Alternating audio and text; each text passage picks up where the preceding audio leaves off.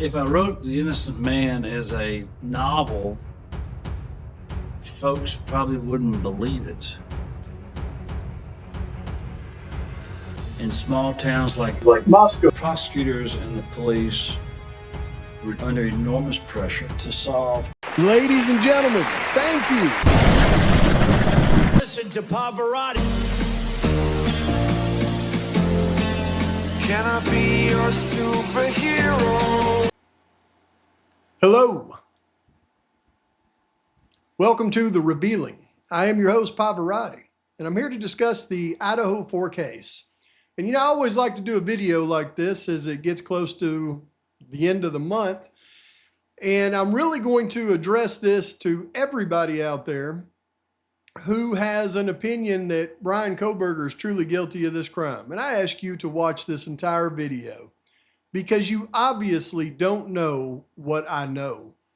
I'm also addressing this to those out there that continually say, I haven't been shown enough evidence to agree that Bryan Kohberger has been proven guilty beyond a reasonable doubt. I hear that so often. And then in the same respect, I'm accused by many out there on the side that should be keeping an open mind that I am simply going through and saying things that I don't truly mean as it relates to Bryan Kohberger's innocence, because I clearly state over and over that I believe Bryan Kohberger is innocent. Not, I believe that I haven't been shown enough information for me to know beyond a reasonable doubt that Bryan Kohberger is guilty.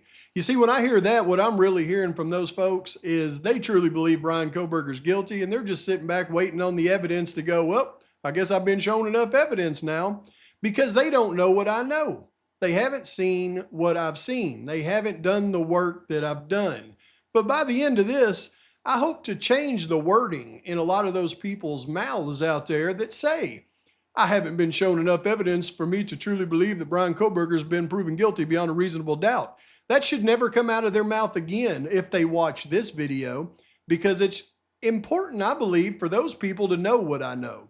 And without doing the work that I've done, they could never possibly know this. Again, I implore you to watch this video until the end. If there's even a questionable doubt in your mind whether or not Bryan Kohberger is guilty of this crime. Because let me tell you, before the documents started to be released, and all we had to go on was news reporting and basically trying to decipher what we could from the court record and from hearings. All we had was suspicions. All we had was theories. All we had was what we could put together without all the information. It wasn't until Bryan Kohberger pled guilty and they started releasing the actual documents, the actual surveillance videos, the actual witness statements, that we could actually take real evidence, look at it, and determine the truth of the matter. But once that was available for us to do, for those of us that did it, then everything else became very clear from that point forward. This also goes out to one of my folks that comments a lot, talking to you, Tony. One thing that Tony likes to say, because Tony believes in frats and all that, and I get that. I'm not dispelling anybody for believing that, but I do ask that when you make those statements about what you're posting, especially in the comments, Tony, because you consistently say that old Pav likes to believe those doctored bogus forensic reports and those doctored bogus police report, all the documents that are released. He said, why do you believe that doctored bogus stuff? Well, I hope you keep an open mind and watch this video to the end. Then you'll see why I focus so hard on what's in that documentation. Because if you truly believe that Bryan Kohberger is not guilty for this crime, then to discount the documentation is like wiping your butt with a hula hoop. Sooner or later, you're going to get your hands dirty. This is Pav's dissertation on what has been released since Bryan Kohberger pled guilty, that I think proves beyond a shadow of a doubt that Bryan Kohberger is innocent of this crime. Let me know your thoughts at the end. Now, Lana asked me in our last live to put together all of the forensic reports that they had completed prior to the arrest of Bryan Kohberger. And it's taken me a while to put that together, but I've finally got that done because most of the reports are where they took in evidence. Only certain reports did they actually do comparisons on evidence.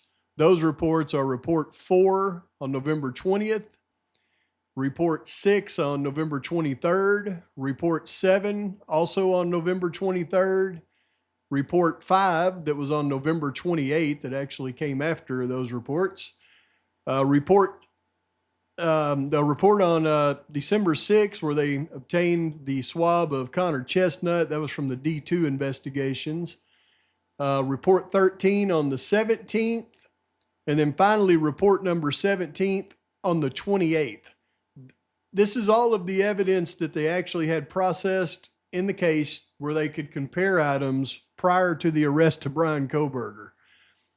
And here's what I want people to understand. First of all, the only piece of evidence in the case that they claim the match to Bryan Kohberger and all of the questions around that evidence, I've shown you this, that on November 20th, they processed the DNA on the knife sheath into what they refer to as a usable sample.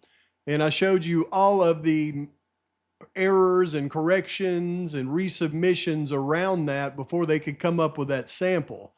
But they never transferred that sample into the STR mix program to eliminate suspects ever until they created the final match to Bryan Kohberger on January 23rd, when they finally transferred that information into STR mix, which is a big red flag.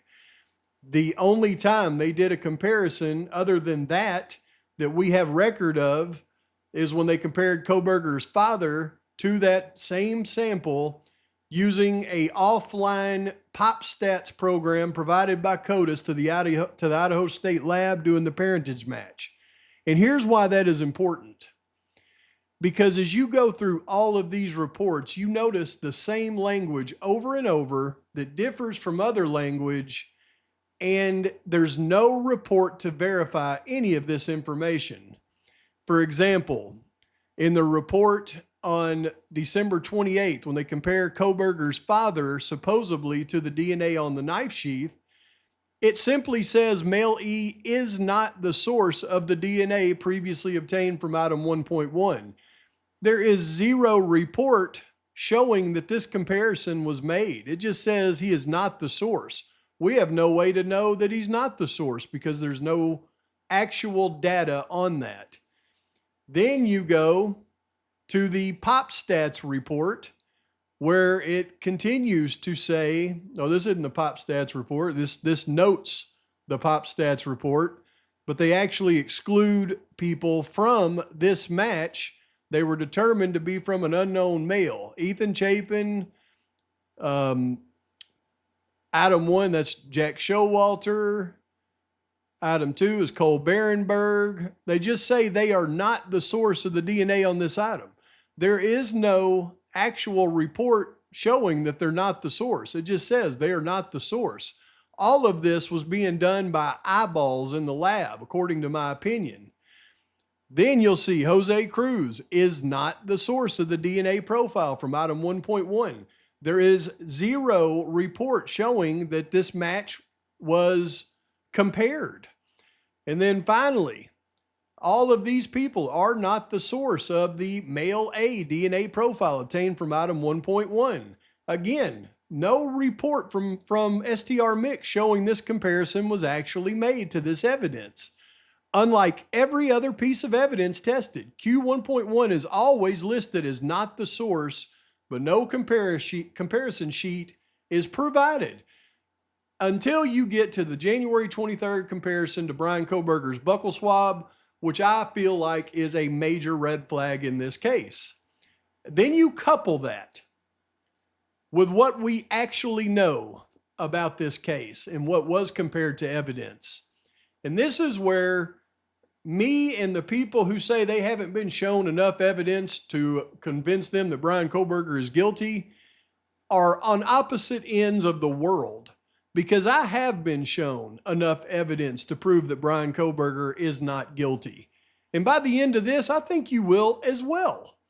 Because when we look at this report, and it's report number 4 on item 1.4, which is the DNA found on the back of the knife sheath, Bryan Kohberger was compared to this evidence and was excluded as being a contributor to this mixture.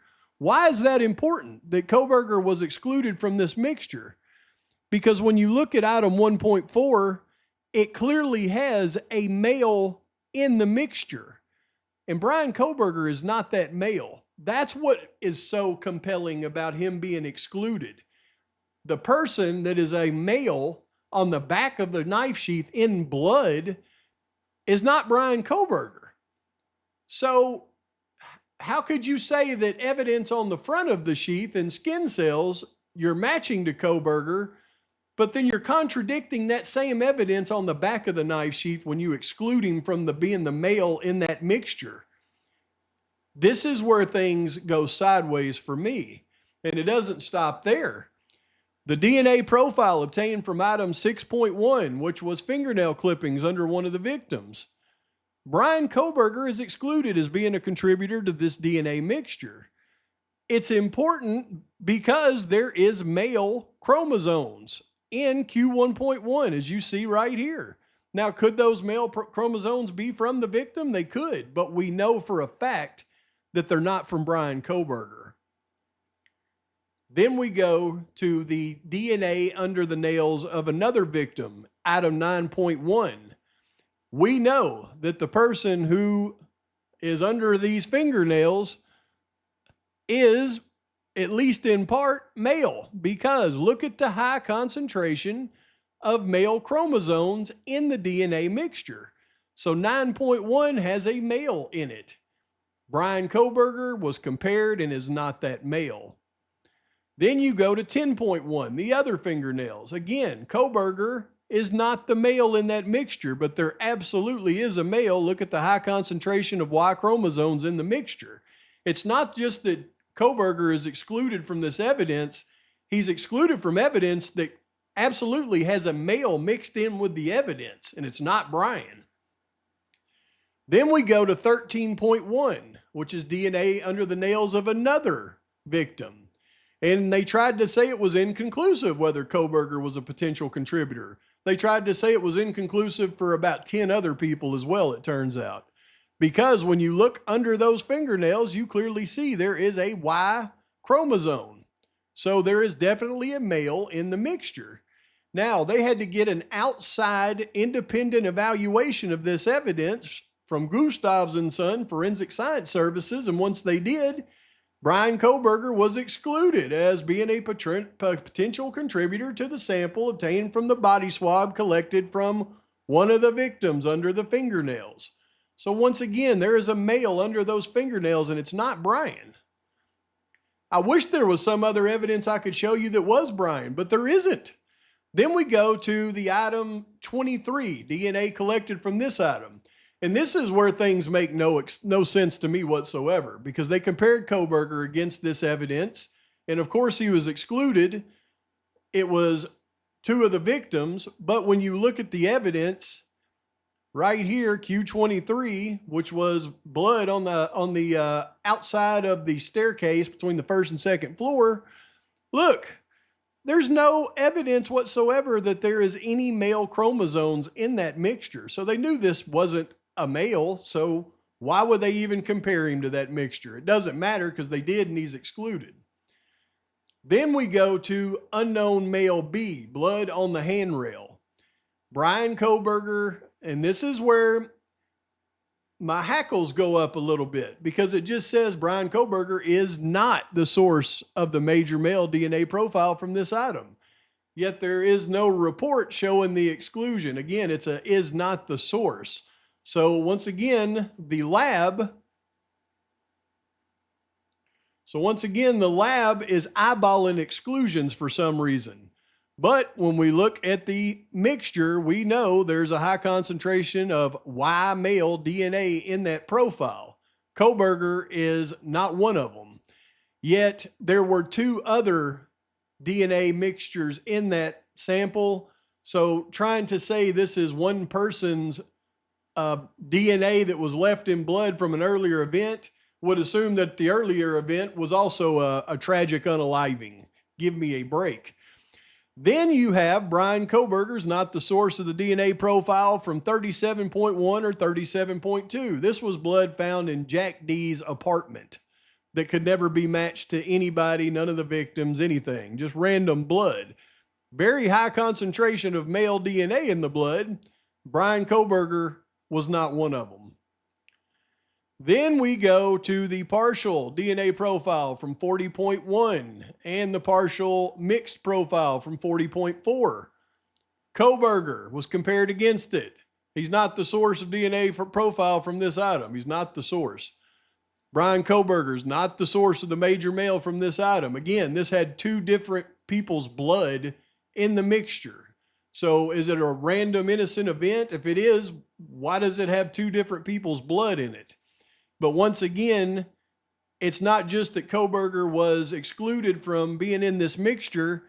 Both of these have concentrations of Y chromosomes, meaning there was males in these mixtures, and it's important to note Kohberger was not the male in those mixtures. Then we get to evidence like this, which again doesn't make a lot of sense because they compared so many people to it. But number 27, the blood on the stairwell between the first and second floor on the north side on the upper wall. They call it item 72 at the lab. Again, when we go to item 72, it doesn't have any Y chromosomes. So why are they comparing a bunch of males to this sample? I don't know. But I do know Bryan Kohberger was excluded as a mixture. Then we've got item 73, which again, they compare it to the victims and a bunch of other people. Bryan Kohberger is excluded as a contributor to this mixture. This one's important. Number 26, this is blood on the half wall. Comes back to Major Kaylee, Minor Maddie. But when you look at Q73, you'll see there is concentration of Y chromosomes in this blood. There is a third male contributor, and it's not Bryan Kohberger. Now, if that's not enough, they continue to compare Kohberger to every piece of evidence in the case, not one match. And we didn't know any of this until forensic reports came out. So anybody that says they did not have an opinion about the evidence that's been shown to them before all this was released should now have a different opinion, in my humble opinion. But then we go to the FBI laboratory, trying their best to compare everything in the case to Bryan Kohberger to find some piece of evidence. The first report was generated on January 27th, 2023 from Quantico, Virginia. This is an unclassified FBI laboratory document. And they're comparing trace hairs and fibers. Microscopic examination of fibers is accomplished by using one or more analytical techniques, including stereomicroscopy, comparison microscopy, polarized light microscopy, fluorescence microscopy, and instrumentally using microspectrometry and Fourier transformed infrared spectroscopy. The microscopy characteristics and optical properties determined by these techniques are used for the examination and comparison of fibers, also hairs. When we go through the results of this exhaustive FBI examination, it tells you about all the items that were actually examined, and they were examined for hairs microscopically consistent with the hairs in the head hair sample from Bryan Christopher Kohberger. However, none were found after all of these comparisons. What did they compare? We'll go through it individually. The laboratory evidence, like item number 3, debris from the right hand of Ethan Chapin. We know now this was hair in the hand of Ethan Chapin. It was compared against item 45, which was the hair of Bryan Christopher Kohberger, and it was not a match. Debris from the left hand of Xana, debris from the body bag of Xana. This includes hair and fibers, compared to Bryan Kohberger. Not a match. No match found. The necklace from Ethan Chapin was compared to Bryan Kohberger. Was not a match. Then we continue to go through. They compared the earrings from Kaylee, as we'll see through all of this up here. I broke it down for you. They compared the earrings from Kaylee, fake eyelashes from Maddie, ring from Maddie, ring from Maddie, ring from Maddie, hair tie from Maddie, comforter from the King Road residence, debris from near the west bedroom door, debris from northwest bedroom on the second floor, debris from the half wall. Debris is always hair, we found out most of the time. Debris from the northwest bedroom, debris from the drying cabinets from the autopsies, the left sock, right sock of Ethan, the left handbag, the shirt from Kaylee, the left sock from Kaylee, left handbag from Kaylee, Xana's underwear. All of it was compared to item 45, the hair sample from Bryan Christopher Kohberger, and no match could be made.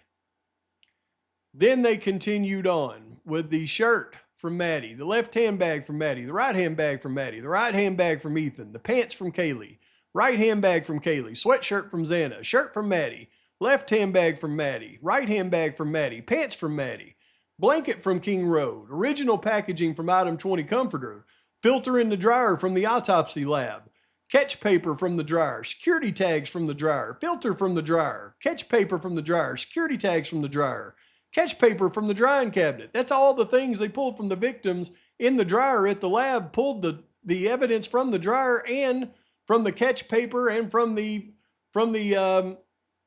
filter. Compared it all to item 45, a hair sample from Kohberger. Could not match any of it to Bryan Kohberger, excluded. Then they went another route. They took items from Kohberger's apartment at Northeast Valley Road. 26 through 30 and 61 were examined for hairs consistent with the hair head from the victims. None were found, so they went the reverse. They went to Kohberger's apartment, got debris from under his computer pad, debris from his pillow, debris from the east wall of the shower in his bathroom, debris from the broom head. Compared all of that against the victim's hairs. No comparison could be made. No connection could be made. It was compared and it wasn't him. They continued. They took animal hairs consistent with dog hairs found on item 61, which was the vacuum cleaner from Kohberger's apartment. They're microscopically dissimilar to hairs in the dog hair sample from Murphy. Dog hair sample from Murphy, 44. Accordingly, Murphy cannot be included as a possible source of these hairs. People have always wondered about the hairs they found in Kohberger's apartment in his vacuum cleaner. They compared it to Murphy, no match. Animal hair consistent with a cat hair found in item 26, which was debris under Kohberger's computer pad in his apartment. So Kohberger had a little bit of cat hair on him. And it's of limited value for microscopic comparison purposes because there was no cat anywhere in the King Road house. It didn't stop there. They did more. They did another report, February 28, 2023. Again, microscopic examination of fibers is accomplished by using one or more analytical techniques, and I've already read this to you. What did they do? They continued trying to find something, an item submitted from Kohberger's Elantra, items 65 through 75, right here, headrest from the seat compartment, debris from behind the fall-down armrest, vacuum sweepings in the floor, sweepings in his compartment, vacuum sweepings in his floor, in his seat compartment, vacuum sweepings in the floor compartment, seat compartment, floor compartment. Then they took pants from his laundry basket in his room on Lambsden Drive in Pennsylvania. Shirt from a laundry basket, Lambsden Drive. Shirt from a laundry basket, Lambsden Drive. Sweatshirt from a laundry basket, Lambsden Drive. Jacket from a laundry basket. They took everything from his car, his apartment, his parents' house, and they compared it microscopically to the head hair samples of the victims. None were found. They could not match anything after all of that effort. Then they continued. Animal hairs consistent with dog hairs found in 67, 70, 71, 74, and 76 through 80. What are those? vacuum sweepings from his Elantra. More vacuum sweepings from his Elantra, and then all the stuff at his parents' house. They compared it all to a dog hair sample from Murphy, 44. Murphy cannot be included as a possible source of these hairs. How much comparing of evidence did they do in this case? Not one piece of hair, fiber, anything, and evidence in all of the case matches Bryan Kohberger. Then, the news media, all of the mainstream morons and their minions with their lies for 3 years, like Kohberger was seen putting his trash in his neighbor's trash can. Kohberger was seen cleaning his car out with bleach. Kohberger had SAPORN on his phone. Kohberger had followed the victims online and liked on Maddie's Instagram. This was talked about in every documentary, every newscast, every conversation over and over for 3 years. Then Gilbertson, Payne, and Thompson all come out and give interviews and explicitly are asked all of these questions. And they debunk them all as false rumors of social media is what they say. They debunked all of these as false. These guys did. It's been lies the whole time. Then, the most egregious in the case. They say that it's Bryan Kohberger's car at Nevada Street and Stadium Way at 244. They say it's Kohberger's car at Nevada Street and Stadium Way at 253. They say it's Kohberger's car on Floyd's Cannabis Shop video at 302. We look at Kohberger's car and there's no fog lamps. We look at all these videos and there's fog lamps at 244. There's fog lamps at 253. And there's absolutely fog lamps at Floyd Cannabis Shop at 302. And we realize it's all been false. Then the crutch of the matter, the vehicle that's shown here passing the Sunset Mart, according to the timestamp of 3/27/46 that they claim is the vehicle that doesn't have a front license plate, by their own admission from the FBI, that timestamp is behind 1 minute and 43 seconds. It's actually happening at 3:29:29. So the vehicle that's passing the Sunset Mart that doesn't have the license plate that they claim is Kohberger's, and the vehicle that they claim actually pulls into the neighborhood making all of the passes, that vehicle that is claimed to be the one that pulls in the neighborhood and begins making all the passes, at this time was passing Linda Lane on video. Not the same vehicle because of physics. So when people ask me, do you believe that Kohberger's guilty? And I say, no, I do it because I have been shown enough evidence for me to make my determination. And you should have as well if you did your homework. And it doesn't stop there. Because the final piece of this is the cell tower evidence of the night of the crime. Well, we know the state argued in hearings that Kohberger's vehicle was heading towards Moscow at 2:53. The defense showed proof in the pretrial hearing that that was a lie, that the vehicle was actually heading in the other direction at that time. And the response from the state was egregious. Well, he could have turned around.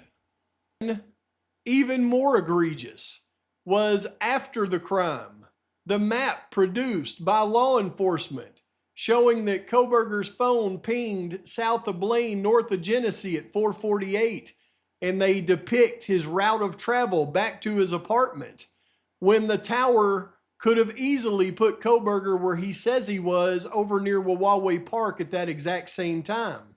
And what was their basis of evidence for this?